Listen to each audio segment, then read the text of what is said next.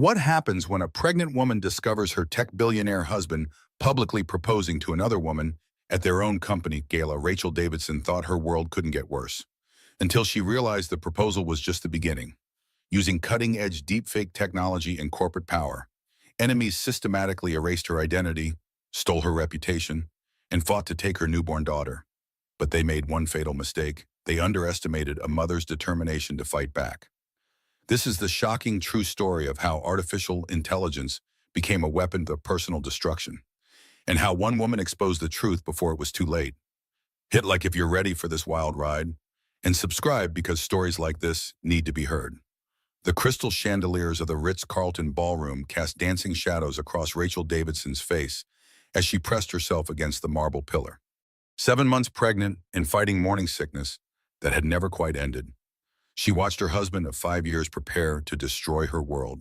Drew Davidson stood on the grand stage, his tailored black tuxedo fitting him like armor. The tech billionaire's silver hair caught the spotlights as he smiled that practiced smile she once thought was genuine. Beside him, Paige Collins glowed in emerald silk, her 26-year-old skin luminous under the cameras. Rachel's hand instinctively went to her rounded belly. Their baby kicked as if sensing her distress. She had built the artificial intelligence algorithm that made Drew's company worth $8 billion. She had stood by him through failed startups and sleepless nights. She had believed they were building something together. The crowd of Silicon Valley elite quieted as Drew raised his hand. Rachel recognized faces from Forbes covers, tech journalists, investors who had made fortunes on her code. These people knew her. They knew she was Drew's wife, the brilliant programmer behind Davidson Technologies' breakthrough. Yet none of them seemed surprised by what happened next. Drew dropped to one knee, pulling out a ring box that sparkled like a small constellation. Paige's perfectly manicured hand flew to her mouth in practiced shock. The influencer had gained 3 million followers in the past 6 months, largely due to her mysterious connection to one of tech's most eligible bachelors. Except he wasn't eligible. He was married. To Rachel. Paige Collins, Drew's voice boomed through the sound system. "You've brought light back into my life. Will you marry me?" The ballroom erupted. Champagne glasses clinked. Cameras flashed. Society reporters scribbled frantically. Rachel felt her world tilt on its axis as Paige squealed yes and threw her arms around Drew's neck. This wasn't just an affair being flaunted. This was a public proposal at the annual Davidson Technologies Gala, an event Rachel had organized for 3 consecutive years, an event celebrating the company she had helped build from nothing. The baby kicked again, harder this time. Rachel gasped, clutching the pillar as sharp pains shot through her abdomen. The stress was affecting her pregnancy, just as her doctor had warned. But seeing your husband propose to another woman while you carried his child tended to have that effect. A waiter approached with champagne. Rachel shook her head, placing both hands protectively over her belly. She needed to leave before someone recognized her, before the humiliation became complete.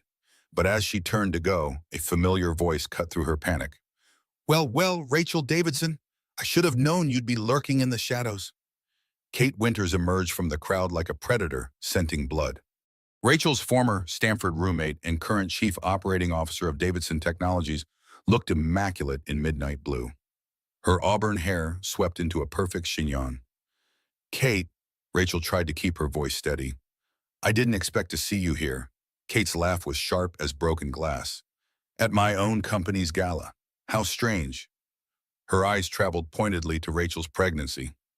"Though I'm surprised you showed up, given your condition." The way Kate said condition made it sound like a disease rather than pregnancy. Rachel straightened her shoulders, drawing on reserves of strength she didn't know she possessed. "This is still my husband's company," Rachel said quietly. "Is it?" Kate tilted her head with mock sympathy. "Because from where I'm standing, it looks like Drew has moved on. And honestly, Rachel, can you blame him? A brilliant man like that needs a partner who can keep up, someone who won't slow him down with morning sickness and mood swings." The cruelty in Kate's voice hit Rachel like a physical blow. This was the woman who had been her maid of honor, who had stayed up nights with her coding their first program, who had celebrated every breakthrough and mourned every setback. "I built the algorithm that made this company," Rachel said, her voice barely above a whisper. Kate's smile was razor thin. Did you? Because I seem to remember a lot of late nights when Drew was doing the real work while you were too tired to think straight. Pregnancy brain, isn't that what they call it? Before Rachel could respond, the crowd's cheering reached a new crescendo. On stage, Drew was kissing Paige with the passion he hadn't shown his wife in months. The cameras captured every moment for tomorrow's headlines. Rachel felt something wet between her legs and looked down in horror. Not blood, thank God, but her water had broken. The stress had triggered early labor. She needed to get to a hospital. She needed help. But as she looked around the ballroom full of people who had once called her friend, she realized with devastating clarity that she was completely alone. Kate followed her gaze and smiled with satisfaction. I think it's time you left, Rachel, before you make an even bigger scene. Rachel gathered what remained of her dignity and walked toward the exit, each step sending fresh waves of pain through her body. Behind her, Drew and Paige posed for photos, building their fairy tale on the ashes of her marriage. She didn't know it yet, but this was only the beginning. 3 days later, Rachel sat in her hospital room holding baby Zoe for the first time. The early labor had been traumatic but brief. Zoe was small but healthy, her tiny fingers already gripping Rachel's thumb with surprising strength. Drew hadn't come to the hospital.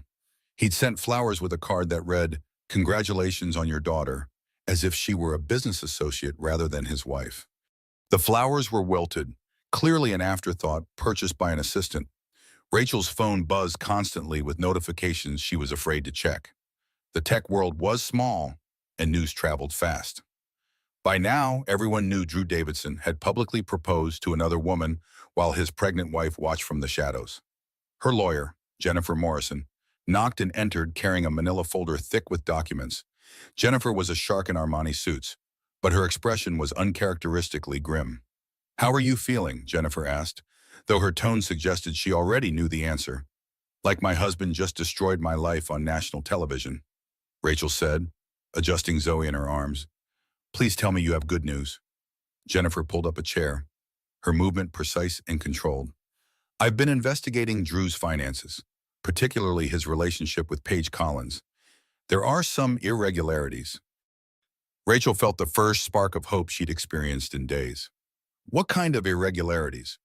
Davidson Technologies has been funding several media projects featuring Paige. The amounts are substantial, but they're buried in marketing budgets. On paper, it looks like legitimate influencer partnerships. In reality, it appears Drew has been using company funds to artificially boost her career. Rachel's mind raced. If Drew had been misusing corporate funds for personal relationships, it could change everything. How much money are we talking about? Conservative estimate $12 million over the past 8 months. Music videos, brand partnerships, even a small film production that was never released. All featuring Paige Collins. The baby stirred in Rachel's arms, and she gently rocked her daughter while processing this information. "That's corporate malfeasance, eh? The board would have to investigate." Jennifer's expression darkened. "That's where things get complicated. I've tried to access the full financial records, but I'm hitting roadblocks. Someone with significant access is actively hiding the money trail." "Kate," Rachel said immediately. As COO, Kate Winters had access to virtually every aspect of Davidson Technologies operations. "She's been working against me from the beginning. Can you prove that?" Rachel was quiet for a long moment, thinking. Kate had always been jealous of Rachel's technical skills, but they'd been friends since college. Rachel had trusted her completely, even recommending her for the COO position when the company started growing. But looking back now, Rachel could see the signs. Kate's subtle undermining comments, her way of taking credit for team accomplishments, the gradual erosion of Rachel's role in company decisions. She's been positioning herself as Drew's right hand for months, Rachel realized aloud. Every time I had a new idea or suggested a direction for the company, Kate would find reasons why it wouldn't work. She made me seem indecisive, unreliable. Jennifer nodded grimly. A classic corporate power play. Isolate the target, undermine their credibility, then move in for the kill. Zoe yawned and settled more comfortably against Rachel's chest. The weight of her daughter grounded her, reminding her what was truly at stake. This wasn't just about her marriage or her career anymore. This was about her daughter's future. "What are our options?" Rachel asked. "We fight." Jennifer said simply. But you need to understand what you're up against. Drew has unlimited resources, a team of lawyers, and public sympathy. The narrative is already being spun that you're an unstable pregnant woman trying to destroy your husband's happiness. Rachel's phone buzzed again. This time she looked. A text from her own mother. Saw the news. Are you having a breakdown? Drew seemed so happy with that lovely girl. Even her family was buying the story Kate and Drew were selling. They're going to paint me as the villain, Rachel said, her voice hollow. Probably, Jennifer agreed.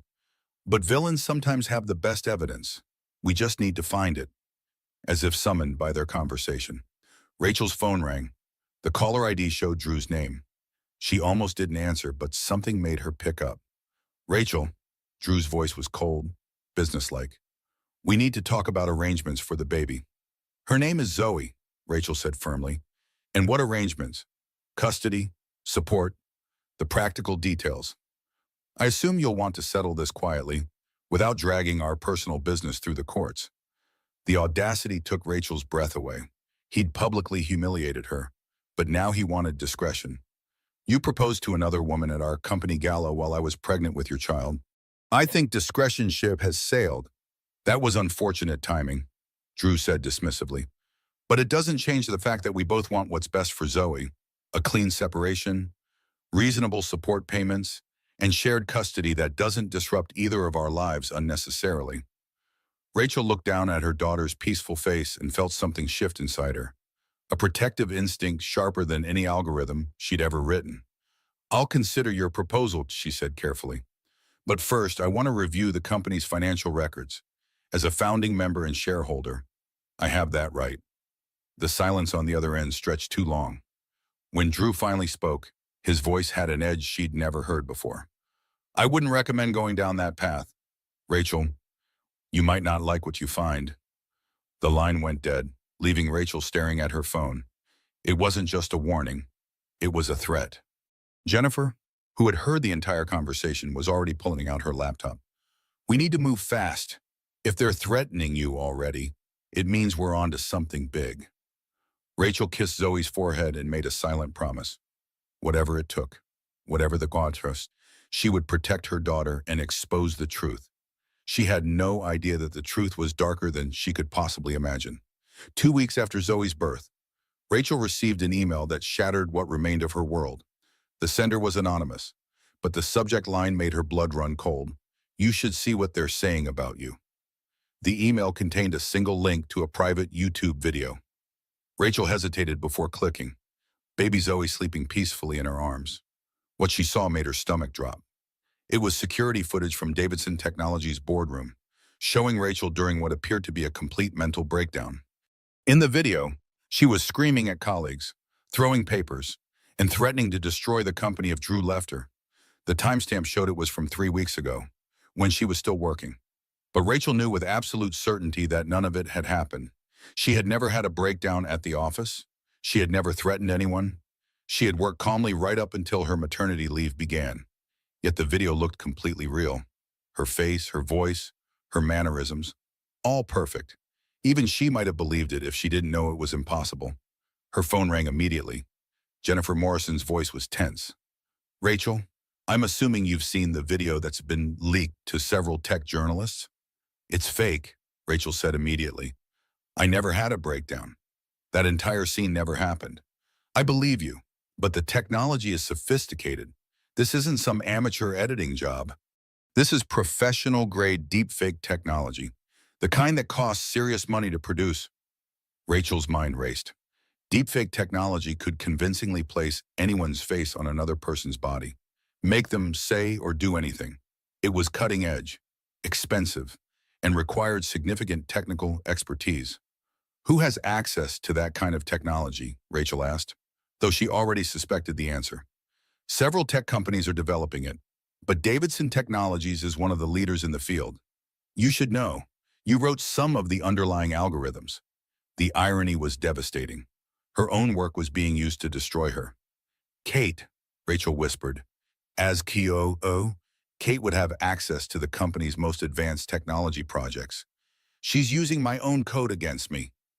Within hours, the video was everywhere. Tech blogs picked it up first, then mainstream media. The narrative was irresistible.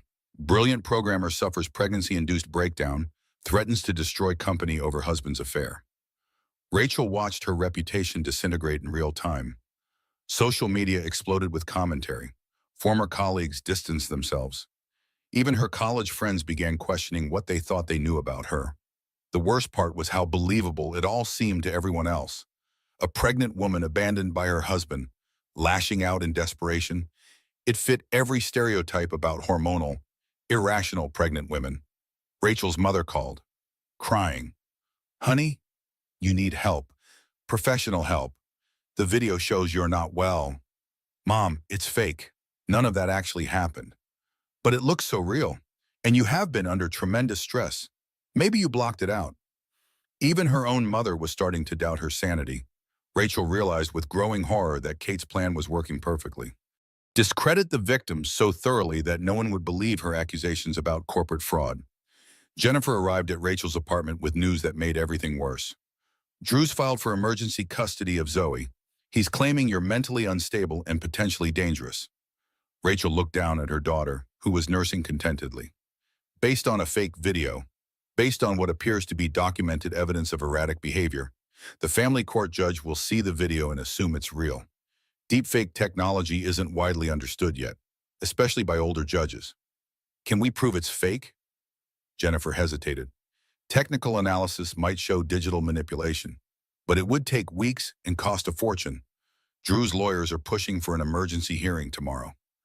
Rachel felt the walls closing in. Kate and Drew had planned this perfectly. Create convincing, fake evidence.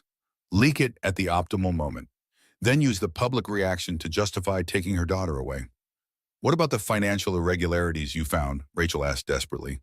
"Drew's team claims those were legitimate marketing expenses that you, in your unstable condition, are misinterpreting as fraud. They're painting you as a paranoid wife looking for conspiracies where none exist." Rachel's phone buzzed with a text from an unknown number. "Stop fighting or things will get much worse for you. This is your only warning." She showed the message to Jennifer, who frowned deeply. "This suggests coordination. Someone is orchestrating this campaign against you." "Kate," Rachel said again. "She's been planning this for months. The affair, the fake video, the custody grab, it's all connected." Jennifer was already on her laptop, pulling up court documents. "We need evidence, real evidence that proves conspiracy and fraud. Without it, you're just another woman having a postpartum breakdown." Rachel thought about her old access codes to Davidson Technology Systems. Technically, she was still an employee on maternity leave. Her credentials might still work. "I need to get into the company servers," she said. "If Kate is coordinating this, there will be digital evidence. Emails, file transfers, payment authorizations. That would be illegal," Jennifer warned. "If you're caught, it would only confirm their narrative that you are unstable and willing to break the law." Rachel looked at Zoe, who had fallen asleep in her arms. Her daughter's future hung in the balance. Everything Rachel had worked for, everything she'd built, was being systematically destroyed. "Sometimes," Rachel said quietly, "the only way to fight dirty tactics is to get a little dirty yourself." Jennifer studied her client for a long moment. "If you're going to do something risky, you better make sure it's worth it. Because if this backfires, you'll lose everything." Rachel had already lost nearly everything: her marriage, her company, her reputation. The only thing left to lose was her daughter, and that was something she would fight for with everything she had. The next morning, news broke that would change everything. Rachel Davidson had been found attempting to hack into Davidson Technologies servers. Security had caught her trying to steal proprietary information. Except Rachel had been home with her baby all night. She had never left her apartment. The trap was closing, and Rachel was running out of time to prove her innocence before it was too late. Ryan Reeves had built his career on exposing corporate corruption. The investigative journalist podcast, Truth in Tech, had broken stories that toppled CEOs and exposed billion-dollar frauds.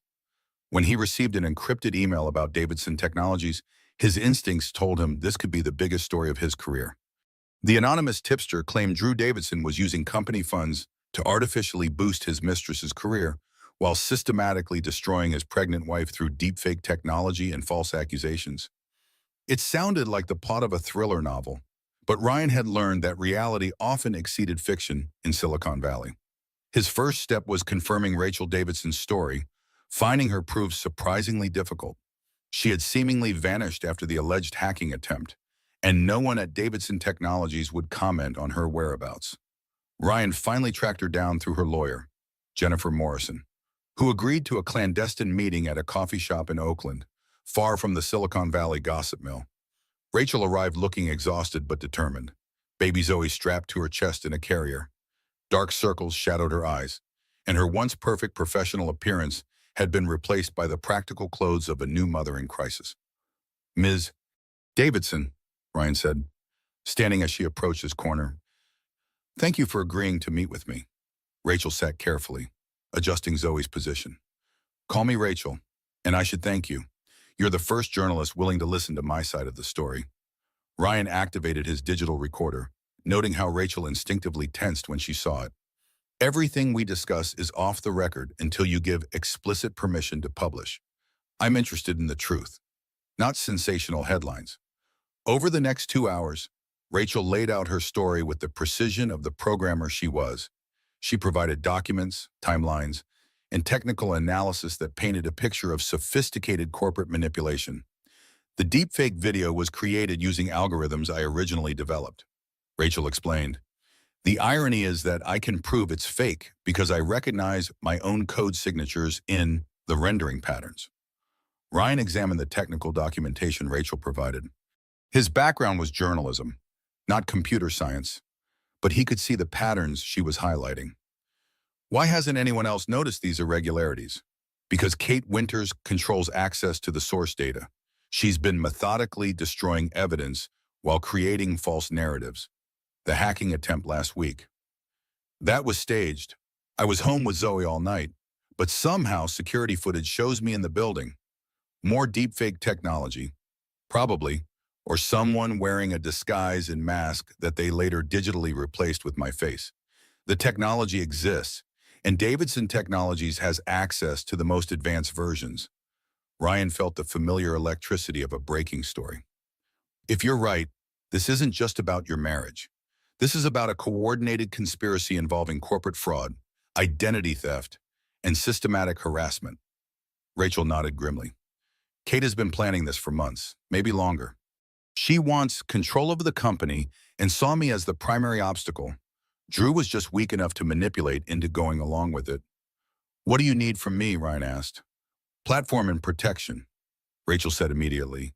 "If I try to expose this alone, they'll discredit me as a bitter ex-wife having a breakdown. But if a respected journalist investigates independently and reaches the same conclusions, people might listen." Ryan considered the risks. Davidson Technologies was a powerful company with significant advertising budgets across the media landscape.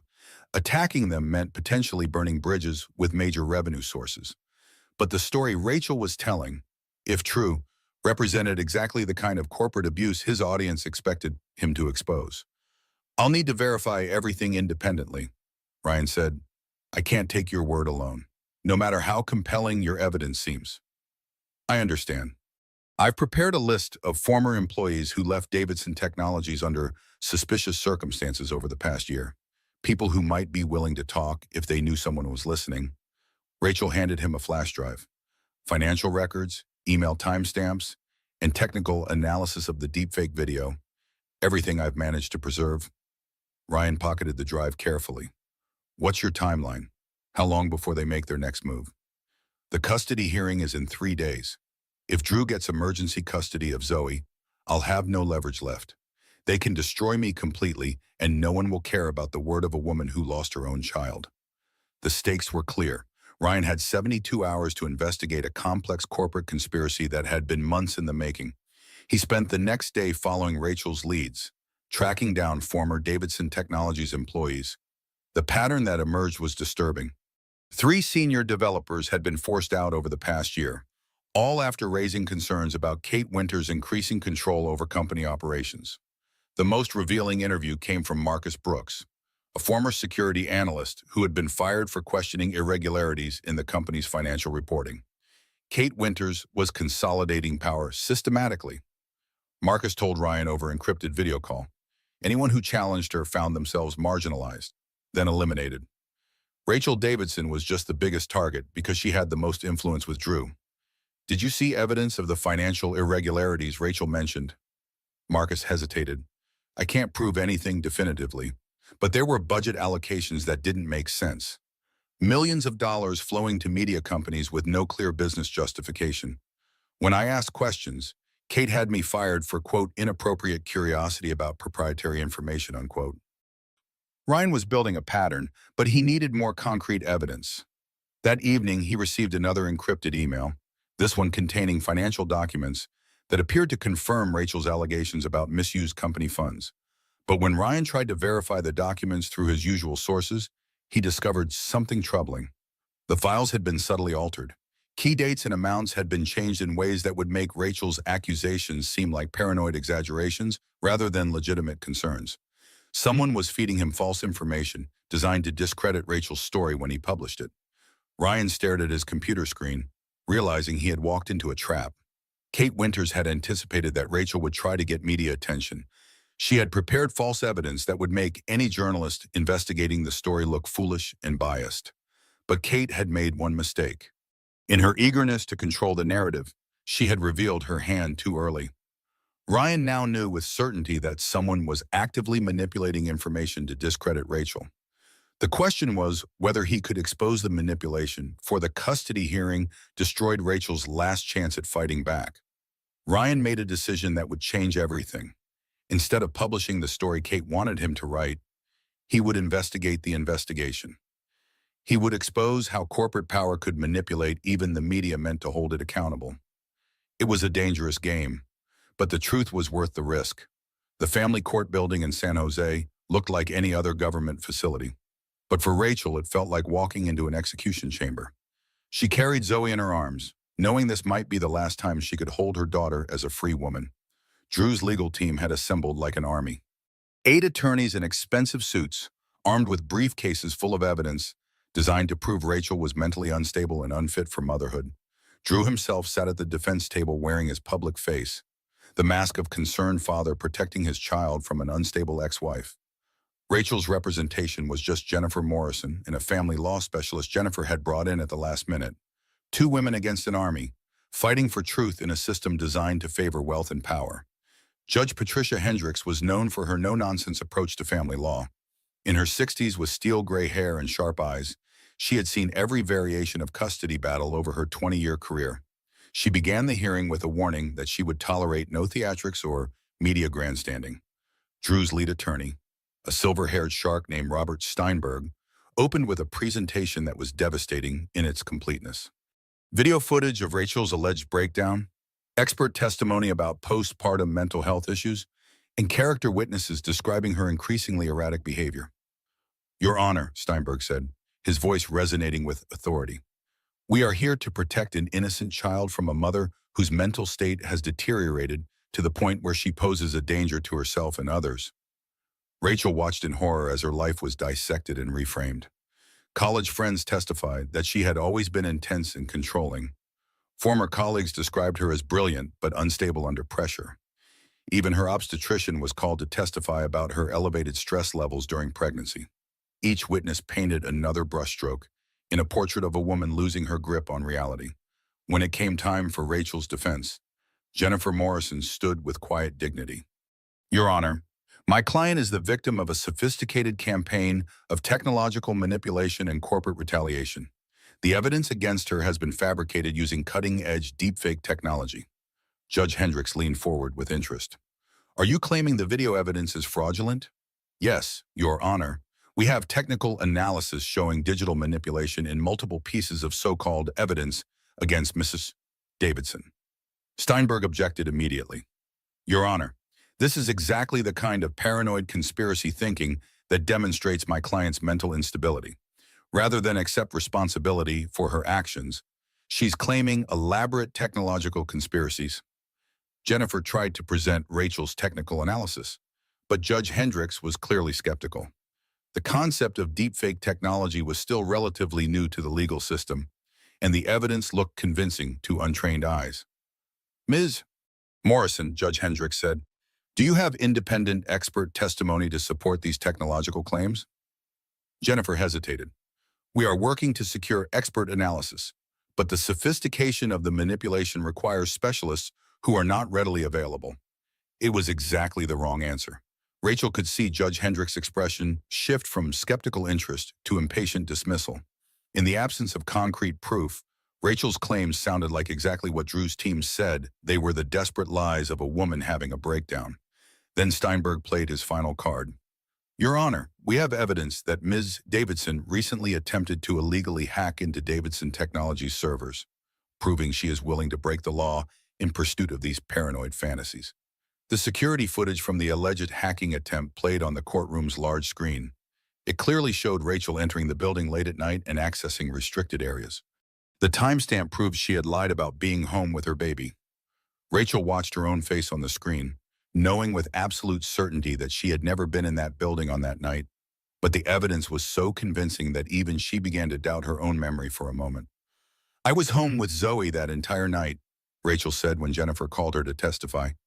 I can provide phone records, credit card receipts, anything you need to prove I never left my apartment. Steinberg cross-examined her with surgical precision. Ms. Davidson, is it possible that the stress of recent events has affected your memory? Postpartum depression can cause confusion about time and events. I am not confused, Rachel said firmly. Someone is using technology to create false evidence against me. Someone with access to highly sophisticated equipment and expertise. Someone who would risk criminal charges to frame you. Does that really seem more likely than the possibility that you're experiencing mental health difficulties? When Steinberg put it that way, Rachel's story did sound impossible. She could see the doubt in Judge Hendricks' eyes, the sympathy mixed with concern. The hearing concluded with both sides presenting their final arguments.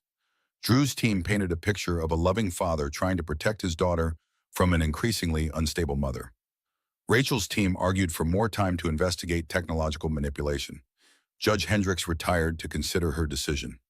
Rachel sat in the hallway holding Zoe, knowing that when the judge returned, her daughter might be taken away.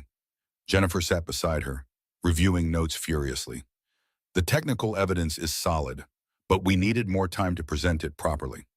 This emergency hearing format works against us. How long do we have? Rachel asked. Maybe an hour. Maybe less. Rachel kissed Zoe's forehead, memorizing the feeling of her daughter's weight in her arms. She had built artificial intelligence systems that could process millions of data points in seconds, but she couldn't solve the problem of proving her innocence when the entire system was rigged against her. That's when her phone buzzed with a text from Ryan Reeves. Emergency evidence discovered. Judge needs to see this before ruling. Can you delay? Rachel showed the message to Jennifer, who immediately stood up. I need to request a recess. Ryan might have found something that changes everything. But before Jennifer could approach the bailiff, Judge Hendricks returned to the courtroom. Her expression was grave as she took her seat behind the bench. I have reached my decision regarding emergency custody of the minor child Zoe Davidson. Where Rachel felt the world stop spinning as she waited to hear whether she would lose her daughter to a conspiracy she couldn't prove existed. The judge's next words would determine not just Zoe's future, but whether justice was possible when technology could make any lie look like truth. Judge Hendricks looked directly at Rachel as she prepared to deliver her ruling. Based on the evidence presented, including documented mental health concerns and alleged criminal behavior, I am granting temporary emergency custody to the father, Drew Davidson. Rachel's world collapsed. The words hit her like physical blows as she clutched Zoe closer. Her daughter, who had been peacefully sleeping, seemed to sense the tension and began to cry.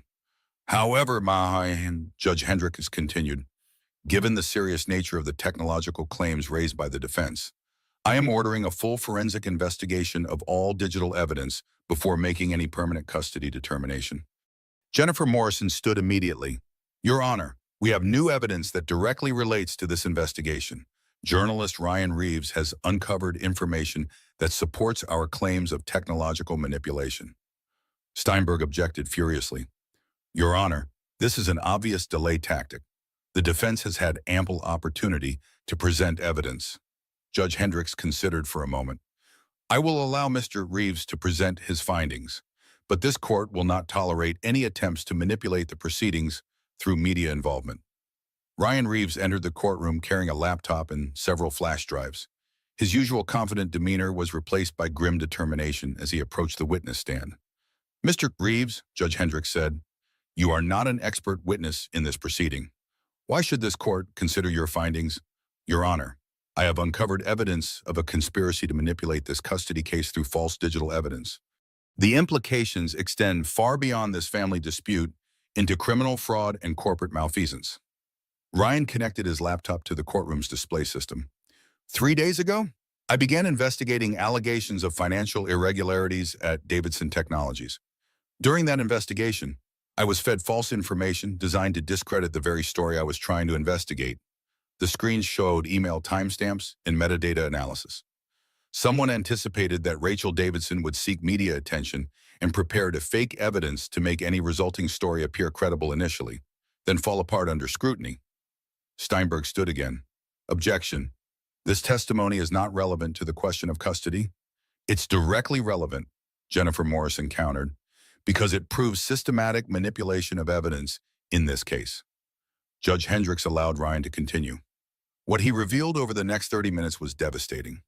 I received financials documents that appeared to support Mrs. Davidson's claims about misused company funds. But when I attempted to verify them through independent sources, I discovered they had been altered. Key dates and amounts were changed to make the allegations seem exaggerated." Ryan displayed side-by-side comparisons of the original and altered documents. "But here's what's interesting. The alterations were made using the same digital signature patterns found in the allegedly authentic security footage of Davidson's supposed breakdown and hacking attempt." Rachel felt her first surge of hope in weeks. Ryan had found the technical proof that the evidence against her was fabricated. "Furthermore," Ryan continued, "I traced the source of the false information fed to me. It originated from Kate Winters, Chief Operating Officer of Davidson Technologies, using corporate servers and resources." The courtroom erupted. Drew's face had gone pale, and she could see him whispering urgently to his attorneys. Kate Winters, who had been sitting in the gallery, was already moving toward the exit. Judge Hendricks called for order. "Mr. Reeves, are you alleging that this custody case is based on fraudulent evidence?" "Yes, Your Honor. I believe Rachel Davidson has been the victim of a sophisticated campaign using deepfake technology and digital manipulation to destroy her credibility and steal her daughter." Steinberg was on his feet again. "Your Honor, this is all unsubstantiated speculation from a journalist with no expertise in digital forensics." But Judge Hendricks was studying the evidence Ryan had presented. "Mr. Davidson," she said, addressing Drew directly, "do you have any knowledge of the technological manipulation Mr. Reeves has described?" Drew looked trapped.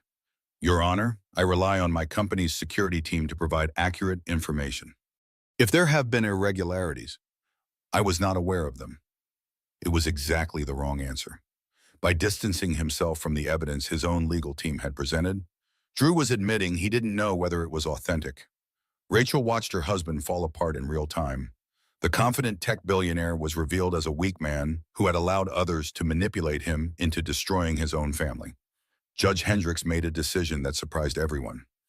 "Given the serious questions raised about the authenticity of evidence in this case, I am temporarily suspending my custody ruling pending a full criminal investigation into possible fraud and digital manipulation." Rachel felt Zoe relax in her arms as if the baby could sense that the immediate danger had passed. "Furthermore," Judge Hendricks continued, "I am referring this matter to the District Attorney's Office for investigation of possible criminal charges related to the fabrication of evidence and abuse of corporate resources." Drew's legal team was in chaos. Steinberg requested an immediate private conference with his client, but the damage was done. The case they had built was crumbling as its foundation was revealed to be false. Jennifer Morrison stood with quiet triumph. "Your Honor, we request that our client retain custody pending the outcome of the criminal investigation." "Granted," Judge Hendricks said. "Mrs. Davidson will retain custody with supervised visitation rights for Mr. Davidson." As the courtroom cleared, Rachel found herself surrounded by a media storm. Ryan Reeves had live-streamed portions of the hearing, and the story was already spreading across social media. Tech billionaire accused of using deepfake technology to steal custody of his own child. Corporate executive exposed for systematic fraud and evidence manipulation. The narrative that had been used to destroy Rachel was now destroying her enemies. Drew approached her as she was leaving the courthouse. "Rachel, this has gotten out of hand. We need to talk privately." Rachel looked at the man she had once loved, seeing him clearly for perhaps the first time. "No, Drew, we're done talking privately. From now on, everything happens in public, with witnesses and recordings." "But Zoe needs her father." Rachel adjusted her daughter in her arms. "Zoe needs parents who care more about her welfare than their own egos and ambitions. You chose your path when you decided our family was disposable." As she walked away, Rachel felt something she hadn't experienced in months: genuine hope. The conspiracy against her was unraveling, but she knew the fight was far from over. Kate Winters was still free, still dangerous, and still had access to the technology that had nearly destroyed Rachel's life. The criminal investigation would take months, and Kate would use that time to cover her tracks and plan her next move. But for the first time since that horrible night at the gala, Rachel felt like she had a fighting chance. Kate Winters sat in her pristine corner office at Davidson Technologies, watching her carefully constructed world collapse through news feeds and social media updates. The story had gone viral in the worst possible way. Had deepfake custody was trending globally, with Rachel Davidson being portrayed as a brave mother fighting corporate manipulation rather than an unstable woman having a breakdown. Kate's assistant knocked nervously. "Ms. Winters, the FBI is here to see you." The investigation was moving faster than Kate had anticipated. She had always known there was a risk of exposure, but she had expected months of legal maneuvering before any serious scrutiny. Ryan Reeves had accelerated the timeline dramatically by providing ready-made evidence to federal investigators. "Tell them I'll be right with them," Kate said, using the few minutes to activate a sophisticated data destruction program she had prepared for exactly this scenario. Servers across Davidson Technologies began systematically deleting files, emails, and digital records that could implicate her in the conspiracy.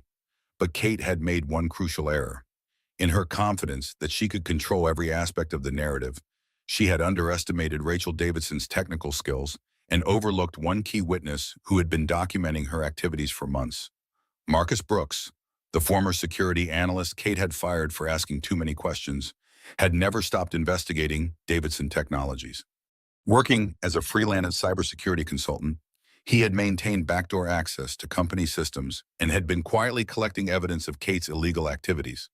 When the custody hearing story broke, Marcus realized his evidence could provide the smoking gun investigators needed. He contacted Ryan Reeves with an encrypted data package that contained months of documented communications between Kate and various co-conspirators. Ryan was reviewing Marcus's evidence when his phone rang. It was Rachel, calling from her apartment where she was trying to establish some sense of normalcy for baby Zoe. "Ryan, I've been thinking about Kate's next move." Rachel said, "She's too smart to go down without a fight. If she's been planning this for months, she must have exit strategies." "What kind of exit strategies?" Ryan asked, though he suspected he already knew. "Destroy evidence, discredit witnesses, maybe even flee the country. Kate has offshore accounts and international connections. If she runs, we'll never get justice." Ryan looked at Marcus's data files, which contained evidence of exactly the kind of preparation Rachel was describing. "What if I told you we might have enough evidence to stop her before she can escape?" "I'd say we need to move fast. Kate's greatest strength has always been her ability to think 3 steps ahead of everyone else." Ryan made a decision that would put both him and Rachel at considerable risk. "Meet me at my office in an hour. Bring your laptop and any technical analysis tools you have. We're going to end this tonight." An hour later, Rachel arrived at Ryan's small office in downtown San Francisco, carrying Zoe in her car seat and a backpack full of computer equipment. The baby was sleeping peacefully, oblivious to the high-stakes drama surrounding her young life. Ryan introduced Rachel to Marcus Brooks virtually through an encrypted video call. Marcus had gone into hiding after providing his evidence, knowing that Kate Winters had already demonstrated her willingness to destroy anyone who threatened her plans. "Kate's been preparing for exposure for months," Marcus explained, his face shadowed on the video screen. "She has a complete plan for destroying evidence and discrediting witnesses. But she made mistakes because she didn't know anyone was watching her prepare." Marcus shared screen recordings showing Kate accessing files related to Rachel's algorithm development, communications with deepfake technology specialists, And most damaging of all, payments to outside contractors for services labeled as security consulting, but actually involving character assassination and evidence fabrication.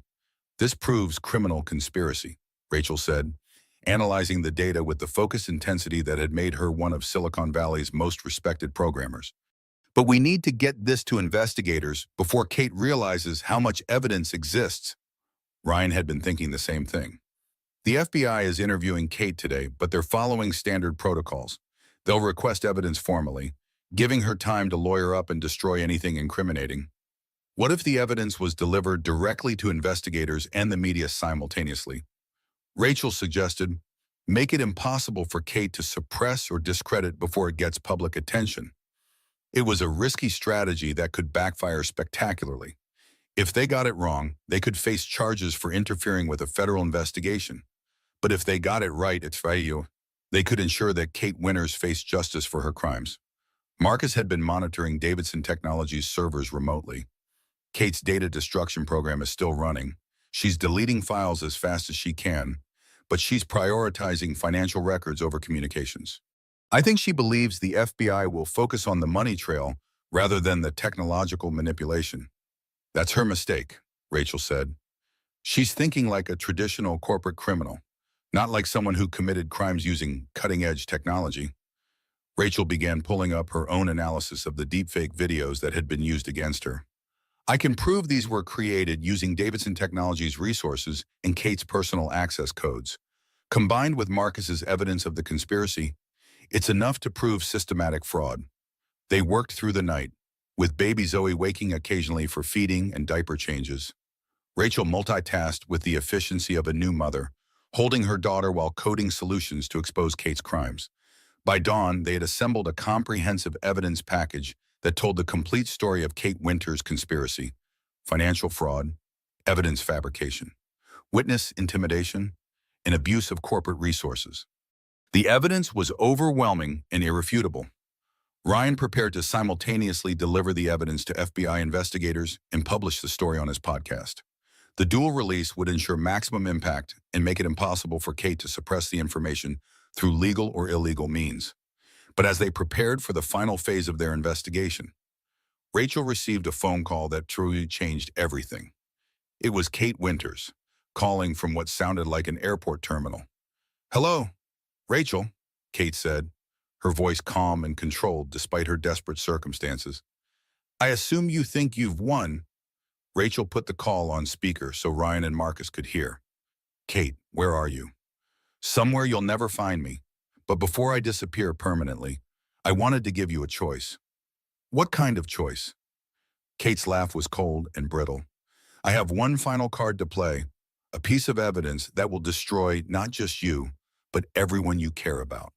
Your precious daughter's future, your friend Jennifer's career, even Ryan's credibility as a journalist." Rachel felt ice in her veins. Even in defeat, Kate was still manipulating and threatening. "What evidence?" Rachel asked, though she dreaded the answer. "Let's just say that when you're as good at fabricating digital evidence as I am, you can create anything, absolutely anything. And I've been very creative in preparing for this conversation." The line went dead, leaving Rachel staring at her phone in horror. Kate Winters had escaped justice, but she had left behind one final weapon designed to destroy anyone who had opposed her. The question was whether Rachel had the courage to find out what that weapon was, or whether Kate's final threat would force her to back down just when victory seemed within reach. Kate Winters' escape made headlines within hours. Airport-to-security footage showed her boarding a private jet to a non-extradition country, carrying what appeared to be several encrypted hard drives.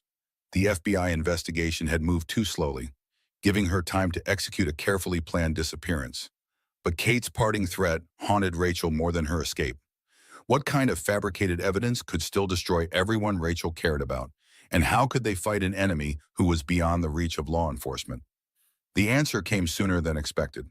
Ryan received an anonymous email with a video file attachment and a simple message: "Play this and watch your credibility die." The video showed Rachel in what appeared to be her own apartment, holding baby Zoe while explaining in detail how she had fabricated evidence against Kate Winters and Drew Davidson. In the video, Rachel confessed to creating fake financial records, manipulating deepfake detection software, and coaching Ryan Reeves to publish false stories. "This is impossible," Rachel said, watching her own face deliver a confession she had never made. "I never said any of those things. I never recorded any confession video." But the technology was flawless. Even Rachel, who understood deepfake technology better than almost anyone, had difficulty identifying the manipulation. Kate had used months of recorded conversations, video calls, and security footage to create a perfect replica of Rachel confessing to the very crimes Kate had actually committed. "She's trying to flip the entire narrative," Ryan realized. "If this video gets released, everything we've uncovered becomes suspect. You look like a master manipulator who fabricated evidence to frame innocent people." Marcus Brooks, still connected through encrypted video call, was analyzing the confession video with professional tools. "The technical quality is extraordinary. Kate used your own voice patterns, facial expressions, and mannerisms captured over months of surveillance. This is beyond deepfake technology.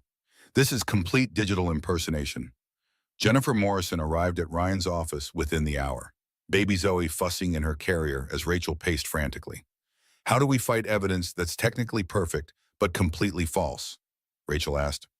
"We proved the timeline," Jennifer said immediately.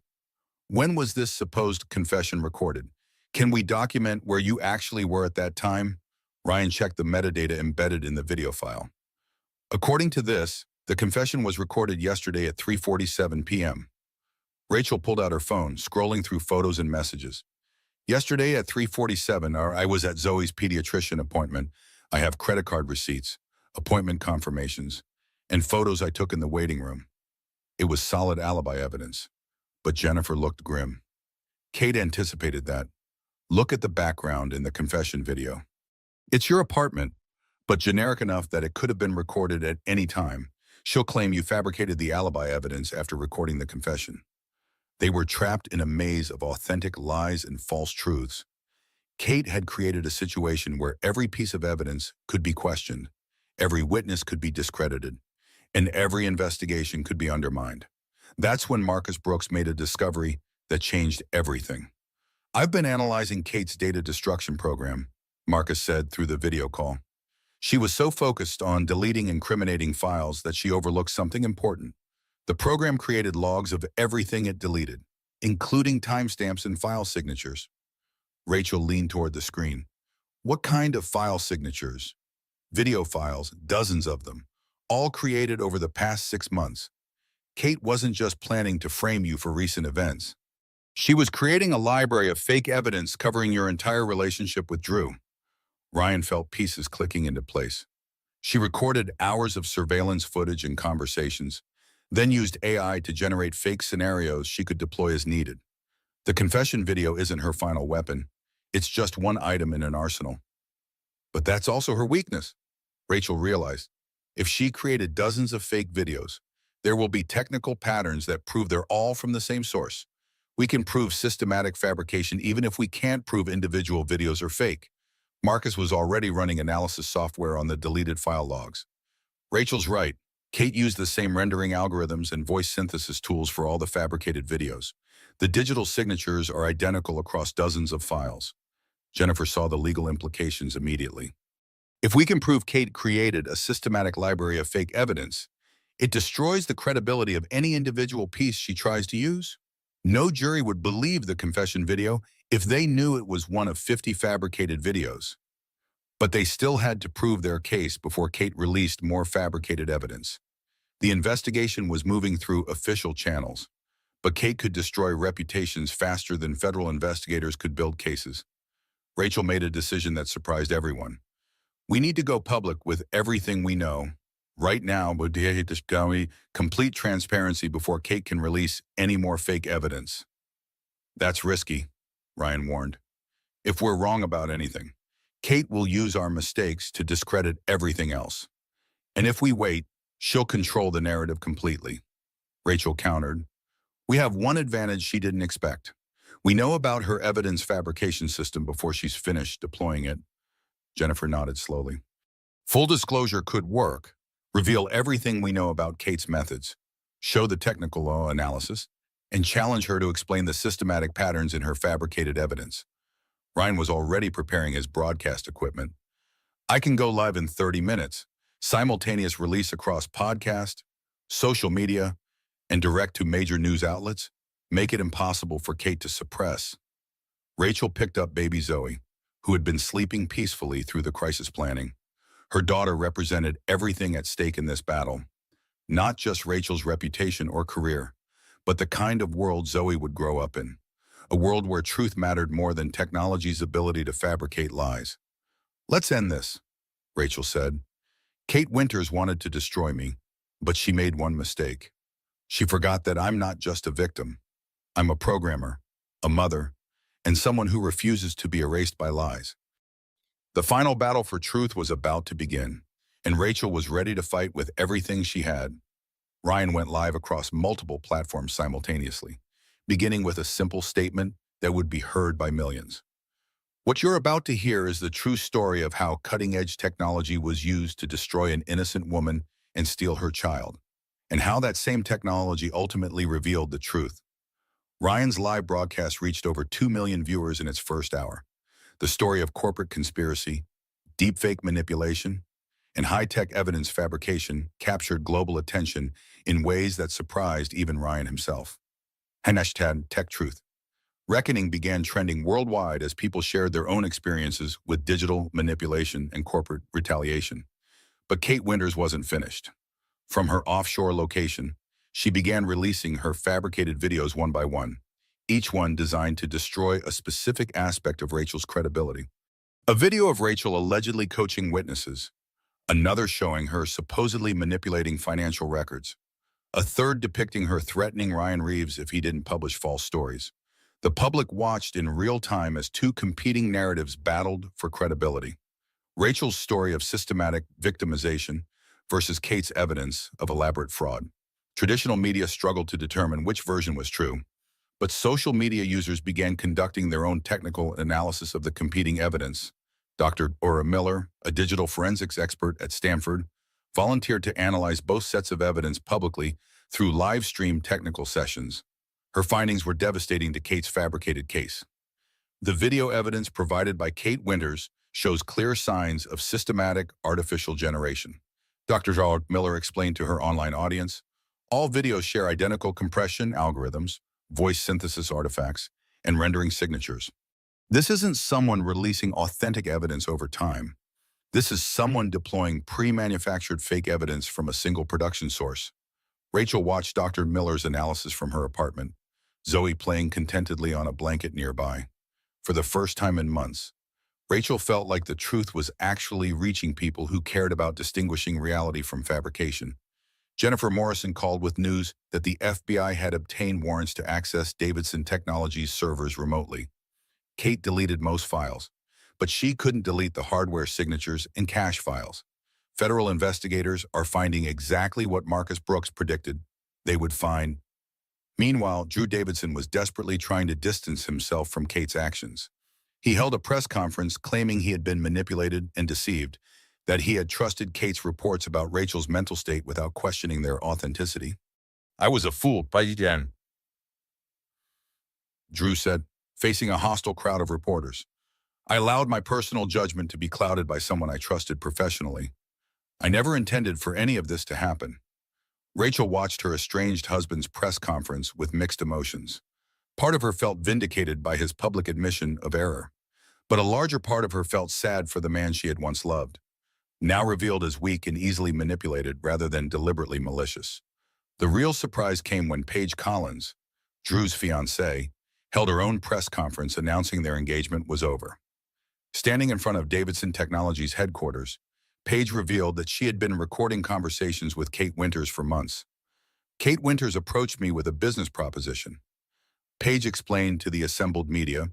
"She offered to boost my career in exchange for helping her remove Rachel Davidson from Drew's life. I thought it was just corporate politics at first, but I realized Kate was planning something much more serious." Paige produced recordings of Kate discussing deepfake technology, evidence fabrication, and plans to use Rachel's pregnancy against her in custody proceedings. The recordings provided direct evidence of criminal conspiracy from Kate's own voice. I went along with it initially because I was young and ambitious, Page admitted. But when I realized a baby was being used as a weapon in corporate warfare, I couldn't stay silent anymore. Rachel felt an unexpected surge of gratitude toward the young woman who had been portrayed as her romantic rival. Paige had made mistakes, but she had found the courage to do the right thing when it mattered most. The evidence was now overwhelming. Kate's escape looked less like the clever exit of a master manipulator and more like the desperate flight of someone whose crimes were being exposed faster than she could control the narrative. Federal investigators announced they were working with international law enforcement to locate Kate Winters and extradite her to face criminal charges. The charges included corporate fraud, evidence tampering, witness intimidation, and conspiracy to commit kidnapping through fraudulent custody proceedings. But the most significant development came from an unexpected source. Davidson Technologies' board of directors, facing potential civil liability for Kate's actions, hired an independent security firm to conduct a complete audit of company systems and practices. The audit revealed that Kate had been running what amounted to a private intelligence operation within Davidson Technologies for over 2 years. She had collected blackmail material on colleagues, manipulated personnel decisions, and used company resources for systematic campaigns against anyone she perceived as a threat. Rachel wasn't Kate's only victim. The audit found evidence that Kate had driven out at least 6 other employees through similar tactics, including falsified performance reviews, fabricated misconduct allegations, and technological harassment. Kate Winters turned Davidson Technologies into her personal weapon, the audit report concluded. She used corporate resources to conduct what can only be described as domestic terrorism against her own colleagues. The scope of Kate's crimes was so extensive that federal prosecutors began discussing whether additional charges might include racketeering and organized criminal activity. As the investigation expanded, Rachel found herself in an unusual position. She had gone from being a discredited victim to being a key witness in what was becoming one of the largest corporate criminal cases in Silicon Valley history. Jennifer Morrison advised her to be careful about her public statements while the investigation continued. But Rachel felt a responsibility to speak out about the broader implications of her experience. In a carefully crafted interview with 60 Minutes, Rachel discussed not just her personal ordeal, but the future challenges of living in a world where technology could make any lie appear true. "This isn't just about what happened to me and my daughter," Rachel said, holding Zoe during the interview. "This is about what happens to society when we can't trust our own eyes and ears. When anyone with sufficient resources and technological access can fabricate evidence that destroys innocent people." The interview became one of 60 Minutes' most watched segments in years, sparking national conversations about digital evidence, technological ethics, and corporate accountability. Rachel had become more than a victim seeking justice. She had become a symbol of resistance against the abuse of technology for personal and corporate warfare. But Kate Winters was still free, still dangerous, and still capable of causing harm from whatever location she had chosen for her exile. The legal reckoning was just beginning, and Rachel knew that true justice might be years away. For now, though, she had her daughter, her reputation, and her future back, and she had learned something valuable about herself in the process. She was stronger than she had ever imagined, and she would never again allow anyone to make her disappear. 6 months after Kate Winters' escape, Rachel Davidson stood before a congressional subcommittee investigating the regulation of deepfake technology. Baby Zoe, now walking and chattering in partial sentences, played quietly with toys while her mother testified about the urgent need for legal frameworks to address technological abuse. "The technology used against me exists today in corporate boardrooms and government agencies around the world," Rachel explained to the assembled legislators. "Without proper oversight and legal protections, any individual can be digitally erased, their reputation destroyed by fabricated evidence that looks completely authentic." The hearing was broadcast live, with Rachel's testimony reaching millions of viewers who had followed her story from the beginning. She had become an unlikely advocate for digital rights, using her technical expertise and personal experience to push for legislative changes. Kate Winters remained at large, but international investigators had frozen her offshore accounts and identified several of her co-conspirators. 3 Davidson Technologies employees had been arrested for their roles in the evidence fabrication scheme, and federal prosecutors were building cases that would likely result in decades of prison time. Drew Davidson had resigned as CEO of Davidson Technologies, though he avoided criminal charges by cooperating fully with investigators. The company itself faced billions in civil lawsuits from shareholders who had been defrauded by Kate's financial manipulations. But for Rachel, the most important development was much more personal. Drew had voluntarily relinquished his parental rights, acknowledging that his actions had made him unfit to raise their daughter. The custody battle that had once threatened to destroy Rachel's life was now resolved entirely in her favor. Paige Collins had testified before the grand jury investigating Kate's crimes, her recordings providing crucial evidence for federal prosecutors. She had also reached out to Rachel privately, expressing genuine remorse for her role in the conspiracy. "I was young and stupid and ambitious," Paige had said during their video call. "I thought I was just playing corporate politics, but I was helping someone destroy a family. I can't take that back, but I can make sure everyone knows the truth." Rachel had accepted Paige's apology, recognizing that Kate Winters was skilled at manipulating people into becoming unknowing accomplices to her schemes. Ryan Reeves had won a Pulitzer Prize for his investigation of the Davidson Technologies conspiracy. His podcast series, The Deepfake Deception, had become required listening in journalism schools and digital literacy programs around the world. Marcus Brooks had been hired by the FBI as a digital forensics consultant, his expertise in corporate cybersecurity making him invaluable for investigating similar cases of technological abuse. Jennifer Morrison had been approached by several tech companies seeking legal counsel on digital rights issues.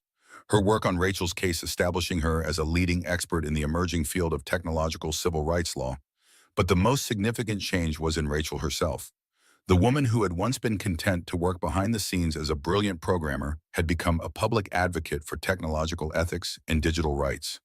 She had founded the Digital Truth Foundation, a nonprofit organization dedicated to helping victims of technological abuse and pushing for stronger legal protections against evidence fabrication.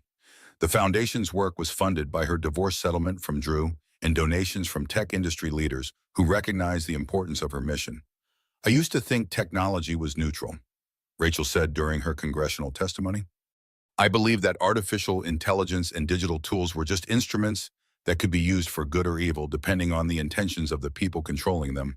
She paused, looking down at Zoe, who was showing her toy to anyone who would pay attention. "But I learned that technology amplifies human nature, both good and bad. When someone like Kate Winters gets access to advanced digital tools, they don't just commit traditional crimes more efficiently, they can literally reshape reality, making lies indistinguishable from truth." The subcommittee chairman, Representative Michael Torres, leaned forward with interest. "Ms. Davidson, what specific legal changes do you believe are necessary to address these challenges?" Rachel had prepared for this question, drawing on months of consultation with legal experts, technology researchers, and other victims of digital abuse. "First, we need federal laws that make evidence fabrication a specific crime with serious penalties. Currently, prosecutors have to rely on existing fraud statutes that weren't designed for digital manipulation. Second, we need mandatory disclosure requirements for any digital evidence used in legal proceedings. If technology could have been used to alter or fabricate evidence, that possibility must be explicitly addressed. Third, we need funding for training programs that help judges, lawyers, and law enforcement understand how to identify and investigate technological manipulation. And finally, we need protection for whistleblowers who expose technological abuse. People like Marcus Brooks and Paige Collins took enormous risks to reveal the truth. They need legal protections that encourage others to come forward. The hearing concluded with bipartisan support for Rachel's proposed legislation. 3 months later, the Digital Evidence Integrity Act passed both houses of Congress with overwhelming majorities, establishing the legal framework Rachel had advocated for. But the real victory for Rachel wasn't legislative or legal. It was personal. She had rebuilt her life on her own terms, surrounded by people who valued truth over convenience and justice over power. Ryan Reeves visited regularly, having become not just a professional colleague but a close friend. Marcus Brooks served on the Digital Truth Foundation's advisory board, and Jennifer Morrison had become Rachel's legal counsel and trusted confidant. Even Paige Collins had found a way to contribute positively to Rachel's mission. The young actress had used her platform to speak out about the dangers of digital manipulation, her personal experience giving weight to warnings about technological abuse. One evening, As Rachel was putting Zoe to bed in their new home overlooking San Francisco Bay, her daughter looked up with bright, curious eyes. "Mama, why do people sometimes lie?" Zoe asked with the directness that only small children possess. Rachel considered her answer carefully. "Sometimes people lie because they're afraid. Sweetheart, they think lying will protect them or get them something they want. But lies always cause more problems than they solve. Even really good lies." Rachel smiled, thinking about the sophisticated technological lies that had nearly destroyed her family. Especially really good lies. The better the lie, the more damage it can do. Zoe nodded seriously, as if filing this information away for future reference. "Will you always tell me the truth, Mama?" "Always," Rachel promised. "Even when the truth is complicated or scary or hard to understand, truth is the most important thing we have." As she tucked Zoe into bed, Rachel reflected on how much had changed since that horrible night at the gala when her world had collapsed. She had lost a marriage that wasn't as strong as she'd believed, but she had gained something more valuable: absolute clarity about who she was and what she stood for. Kate Winters had tried to erase Rachel Davidson, to make her disappear through technological manipulation and corporate conspiracy. Instead, Kate had inadvertently created something more powerful: a woman who refused to be silenced, a mother who would fight for truth, and an advocate who understood that technology's greatest power wasn't in creating artificial realities, but in revealing authentic ones. The pregnant wife who had vanished from the gala 6 months ago was gone forever. In her place stood Rachel Davidson, survivor, advocate, and guardian of truth in an age of technological deception. Outside her window, the lights of Silicon Valley sparkled like stars, representing both the promise and the peril of humanity's technological future. Rachel was determined to help ensure that future was built on foundations of truth rather than fabricated on lies. She had disappeared once, but she would never vanish again.